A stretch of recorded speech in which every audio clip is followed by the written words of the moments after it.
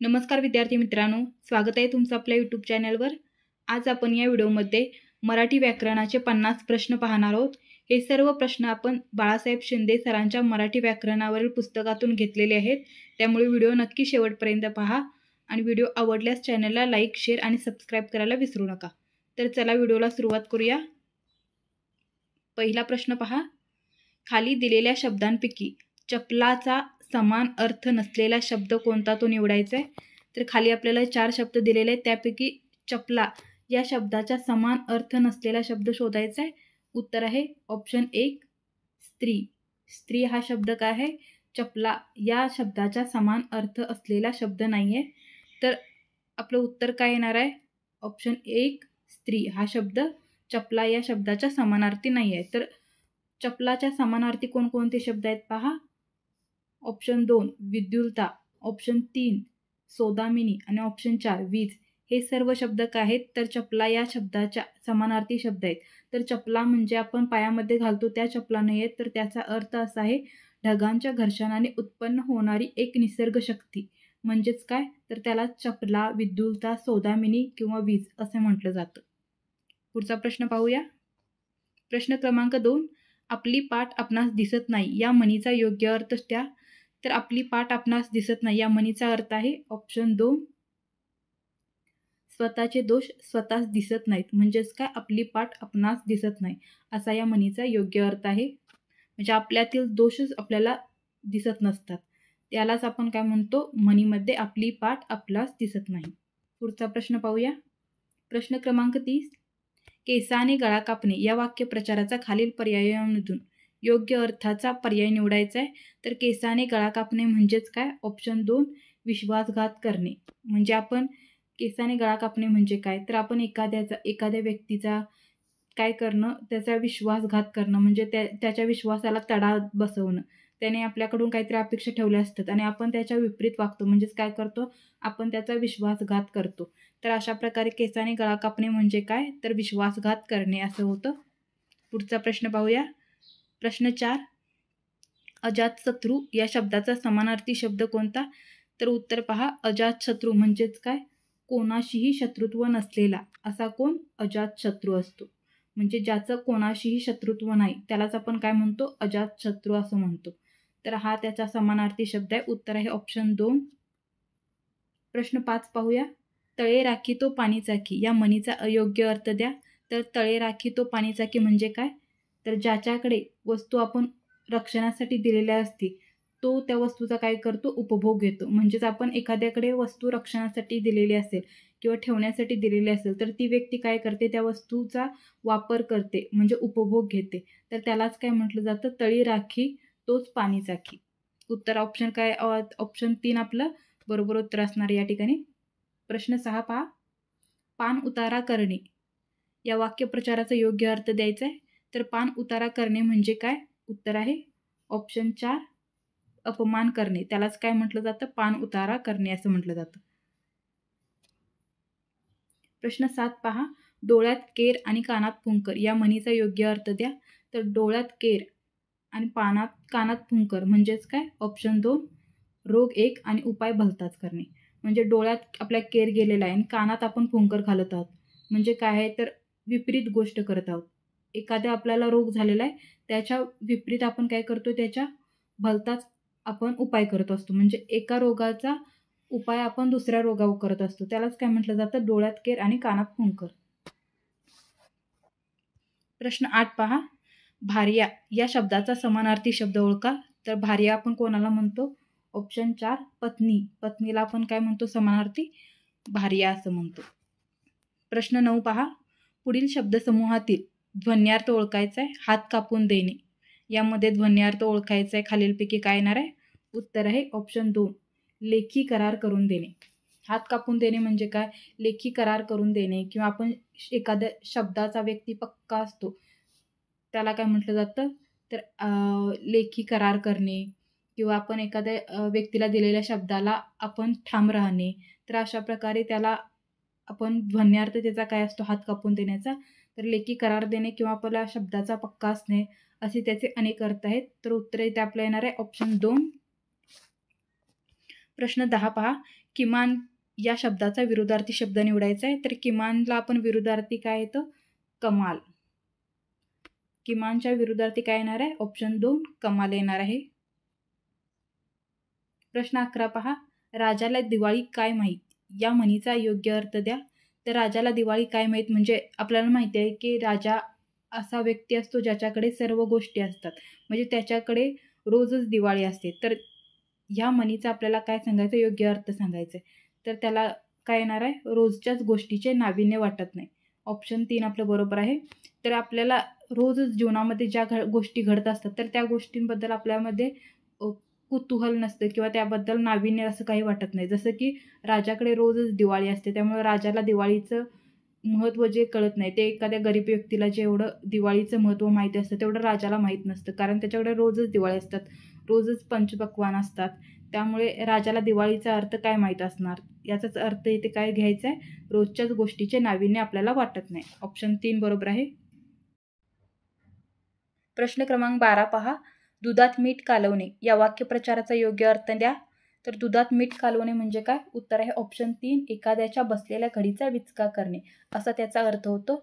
त्याला आणखीन एका अर्थाने आपण असं म्हणू शकतो की एखाद्याच्या चांगल्या कार्यात विघ्न आणणे किंवा अडथळा आणणे असाही त्याचा एक अर्थ होऊ शकतो.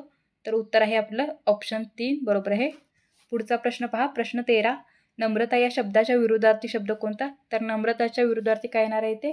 उर्मटपणा. ऑप्शन 3 ज्याला आपण उद्धटपणा असं देखील म्हणतो. तर इथे आपल्याला उर्मटपणा हे उत्तर घ्यायचं. ऑप्शन 3 बरोबर आहे. प्रश्न 14 पहा. सव्यापसव्य या शब्दाचा समानार्थी शब्द ओळखा. तर सव्यापसव्य या शब्दाचा समानार्थी शब्द आहे ऑप्शन 2 नसती उठाठेव. नसती उठाठेव म्हणजे काय? तर एखादी गोष्ट गरज नसेल तरीही करणे त्यालाच काय म्हटलं जातं? नसती उठाठेव. पुढचा प्रश्न पहा. प्रश्न 15. बुडत्याचा पाय खोलात या म्हणीचा योग्य अर्थ द्यायचा आहे. तर बुडत्याचा पाय खोलात म्हणजे काय?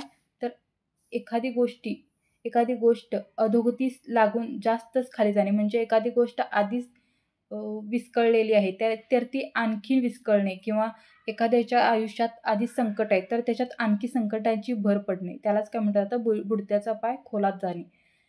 ऑप्शन 2 आपलं बरोबर आहे. पुढचा प्रश्न पाहूया. प्रश्न 16. पायरीने ठेवणे या वाक्यप्रचाराचा योग्य अर्थ द्यायचा आहे. तर पायरीने ठेवणे म्हणजे काय? तर ऑप्शन 1 योग्यतेने वागवणे. प्रश्न 17 पहा. पुढील म्हण पूर्ण करायचे. पदरी पडले झोंड. पुढं काय येणार आहे? हसून केले गोड. ऑप्शन 1 बरोबर आहे. म्हणजे आपल्या जे काही पदरात पडलेलं आहे त्याचं आपण काय केलेलं आहे? हसून स्वागत केलेलं आहे. हसून स्वीकार केलेला आहे. हीच म्हण इथं पूर्ण केलेली आहे आपण. पदरी पडले झोंड हसून केले गोड. ऑप्शन 1 बरोबर आहे. पुढचा प्रश्न पहा. प्रश्न 18. बलवान या शब्दाच्या विरुद्धार्थी शब्द निवडायचा आहे. तर बलवानच्या विरुद्धार्थी काय येणार आहे पहा? ऑप्शन 2 दुर्बल. ऑप्शन 2 बरोबर आहे. दुर्बल. बलवानच्या विरुद्धार्थी. प्रश्न 19 पहा. जुने ते सोने या म्हणीचा योग्य अर्थ द्या. तर जुने ते सोने म्हणजेच काय? तर ऑप्शन 1 जुन्या वस्तू चांगल्या व उपयुक्त असतात असा त्याचा अर्थ आहे. ऑप्शन 1 बरोबर आहे. प्रश्न 20 पहा. आड रानात शिरणे या वाक्यप्रचाराचा योग्य अर्थ द्यायचा आहे. आड रानात शिरणे म्हणजे काय? ऑप्शन 3 मुद्द्याला सोडून जाणे म्हणजेच काय? आड रानात शिरणे हो. प्रश्न 21 पहा. अंबर या शब्दासाठी समानार्थी शब्द ओळखायचा आहे. तर अंबरच्या समानार्थी काय येणार आहे? तर अंबरच्या समानार्थी येणार आहे ऑप्शन 1 आकाश. आकाशालाच आपण काय म्हणतो? अंबर असं म्हणतो. प्रश्न 22 पहा. खालील शब्दांमधून निरुपद्रवी या शब्दाचा विरुद्धार्थी शब्द ओळखायचा आहे. कशाचा? निरुपद्रवी या शब्दाचा विरुद्धार्थी. तर निरुपद्रवीचा विरुद्धार्थी काय येणार आहे? ऑप्शन 2 उपद्रवी. प्रश्न 23 पहा. ओठात एक आणि पोटात एक या म्हणीचा अर्थ काय? तर ओठात एक आणि पोटात एक म्हणजे काय? ऑप्शन 4 मनातील हेतू व बोलून दाखवलेला विचार यामध्ये काय असणं? फरक असणं त्याला काय म्हटलं जातं? ओठात एक आणि पोटात एक. म्हणजे आपल्या मनामध्ये वेगळंच असतं पण आपण बोलताना वेगळंच बोलत असतो. तर याला काय म्हटलं जातं? ओठात एक आणि पोटात एक. प्रश्न 24 पहा. डोळ्यात अंजन घालणे म्हणजे काय? तर डोळ्यात अंजन घालणे म्हणजे चूक लक्षात आणून देणे. म्हणजे एखाद्याची चूक झालेली असेल तर ती आपण त्याच्या लक्षात आणून देणे त्यालाच काय म्हटलं जातं? डोळ्यात अंजन घालणे. प्रश्न 25 पहा. अनुज शब्दाच्या विरुद्धार्थी शब्द ओळखायचा आहे. तर अनुजच्या विरुद्धार्थी काय येणार आहे? ऑप्शन 1 अग्रज. अग्रज हा शब्द काय आहे? अनुज या शब्दाच्या विरुद्धार्थी आहे. प्रश्न 26 पहा. भीक नको पण कुत्रा आवर ह्या म्हणीचा अर्थ सांगायचा आहे. भीक नको पण कुत्रा आवर म्हणजे काय, तर उपकार नकोत पण छळ आवर. म्हणजे आपण काय म्हणतो, एखादी व्यक्ती भीक मागायला कोणाच्याकडे गेली आहे असं आपण समजू, की एखादी व्यक्ती गरीब व्यक्ती कोणाकडे तरी भीक मागायला गेलेला आहे किंवा काहीतरी मागायला गेले आणि त्यांचा कुत्रा आहे, तो काय करतोय, धावून येतोय. तर त्यावेळी ती गरीब व्यक्ती काय म्हणेल त्या कुत्र्याच्या मालकाला, की भीक घालू नकोस पण तुझ्या कुत्र्याला आवर. त्याच प्रकारे ते म्हणीचा अर्थ काय पहा, उपकार नाही केले तर चालतील पण छळही करू नको. अशा प्रकारे याचा अर्थ होतो. ऑप्शन 3 बरोबर आहे. प्रश्न 27. कृपण या शब्दाच्या विरुद्धार्थी शब्द ओळखायचा आहे. तर कृपणच्या विरुद्धार्थी येणार आहे ऑप्शन 1 उदार.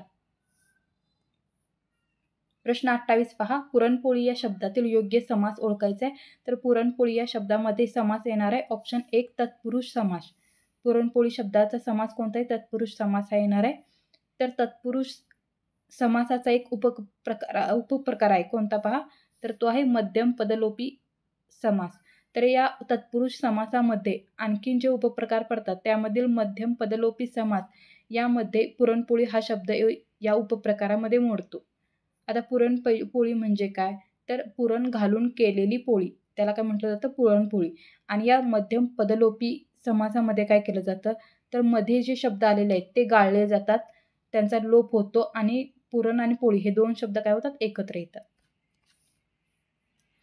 पुढचा प्रश्न पहा. पुढील काव्यपंक्तीत कोणत्या अलंकाराचा वापर केलेला आहे ते सांगायचं आहे.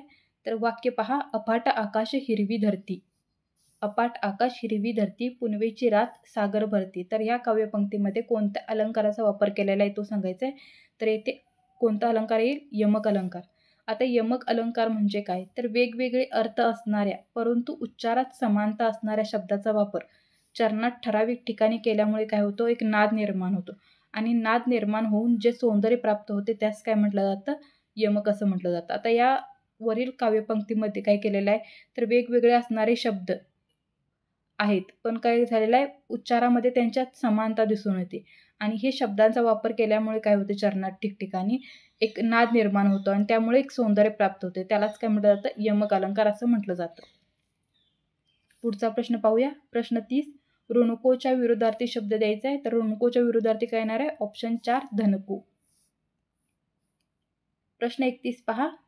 सुशीला गोगलगाईसारखी हळूहळू चालत होती. वाक्यातील उपमान सांगायचं आहे. तर यामध्ये वाक्यातील उपमान येणार आहे ऑप्शन 2 गोगलगाय. आता उपमान कशाला म्हणायचं, तर वाक्यामध्ये आपल्याला बऱ्याच वेळा परीक्षांमध्ये असं विचारलं जातं, की एक वाक्य दिलं जातं आणि विचारलं जातं, की या वाक्यातील उपमान ओळखा किंवा उपमेय ओळखा. तर आपल्याला उपमान आणि उपमेय कसं ओळखायचं पाहूया. तर उपमान म्हणजे काय, ज्याच्याशी तुलना करावयाची आहे असे गुणाचे अधिक्य असणारे नाम. आता या ठिकाणी उपमान कोणतं आहे, गोगलगाय.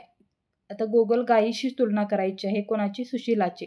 म्हणून गोगलगाय काय येणार आहे या ठिकाणी, उपमान येणार आहे. आणि सुशीला कोण येणार आहे, सुशीला येणार आहे उपमेय.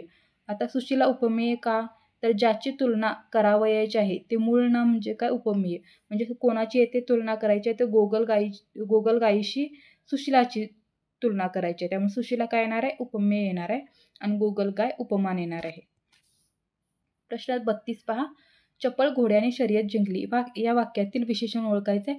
तर चपळ घोड्याने शर्यत जिंकली. विशेषण येणार आहे ऑप्शन 3 चपळ. चपळ हा शब्द या ठिकाणी काय आहे, विशेषण आहे. तर विशेषण कशाला म्हणतो आपण, नामाबद्दल विशेष माहिती सांगून. नामाची व्याप्ती, इथे व्यक्ती झालेलं आहे, तर नामाची व्याप्ती मर्यादित करणाऱ्या विकारी शब्दास काय म्हटलं जातं, विशेषण असं म्हटलं जातं. त्यामुळे या वाक्यामध्ये घोडा या नामाविषयी विशेष माहिती कोण देतं, तर घोडा या नामाविषयी विशेष माहिती देणारा चप्पळ हा शब्द आहे. त्यामुळे चप्पळ हा शब्द काय येणार आहे, या ठिकाणी विशेषण येणार आहे. प्रश्न 33 पहा.